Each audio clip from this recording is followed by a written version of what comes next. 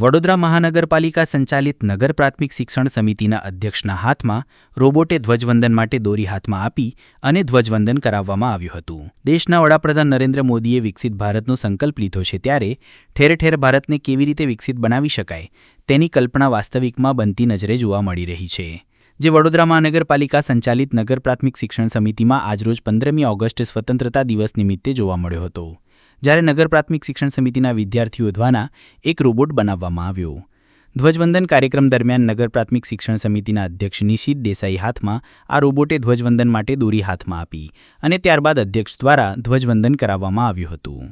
નગર પ્રાથમિક શિક્ષણ સમિતિના વિદ્યાર્થીઓ દ્વારા વિકસિત ભારતને આગળ વધવાનું સ્વપ્ન સાકાર કરવાના પ્રયત્નો એક જીવતો જાગતો નમૂનો રજૂ કરવામાં આવ્યો છે.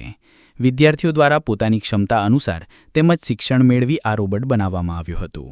આવા અનેકો શિક્ષણ પ્રવૃત્તિઓ નગર પ્રાથમિક શિક્ષણ સમિતિ દ્વારા વિદ્યાર્થીઓને ઘડતરમાં કરાવવામાં આવી છે, જેમાં ગણિત લેબ, સાયન્સ લેબથી વિદ્યાર્થીઓને પ્રેરણા મળી રહી છે, જેના થકી કંઈ અલગ કરવાની ધગશ વિદ્યાર્થીઓમાં જાગી છે.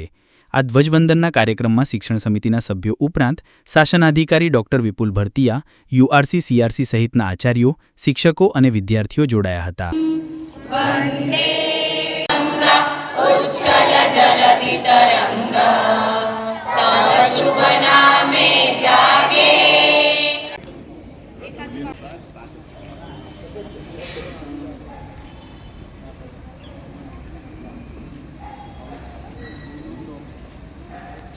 આજે 79માં સ્વતંત્રતા દિવસે નગર પ્રાથમિક શિક્ષણ સમિતિના સમગ્ર ટીમે આજે વડોદરાવાસી અને દેશવાસીઓ માટે આજે શુભકામનાઓ પાઠવી છે.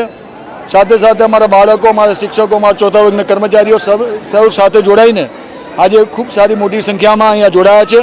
આજના દિવસે દરેક દેશવાસીને આપના માધ્યમથી, મીડિયાના માધ્યમથી હું શુભકામનાઓ પાઠવું છું અને સાથે સાથે આપ મીડિયાના કર્મીઓને પણ હું શુભકામનાઓ પાઠવું છું. આપ લોકો જે ચોથા સ્તંભ તરીકે કામ કરી રહ્યા છો લોકશાહીના, એમાં આપ સર્વનો જે ફાળો છે એના માટે બી આપને શુભકામનાઓ આપું છું. આવનાર દિવસોમાં દેશ આઝાદી પછી ખૂબ આગળ વધી રહ્યો છે અને 2047નું નરેન્દ્રભાઈ મોદી સાહેબનું વિકસિત ભારતનું જે સપનું છે એ સપનું સાકાર કરવામાં નગર પ્રાથમિક શિક્ષણ સમિતિ પણ પાછળ નથી.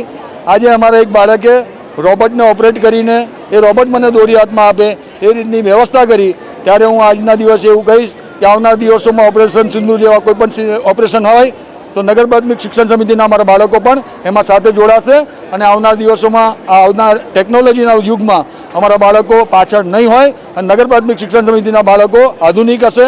એની સાથે સાથે આજના દિવસે સર્વ વડોદરા શહેરના નગરજનોને પણ શુભકામનાઓ પાઠવું છું. આભાર. અસ્તુ. ભારત માતા કી જય.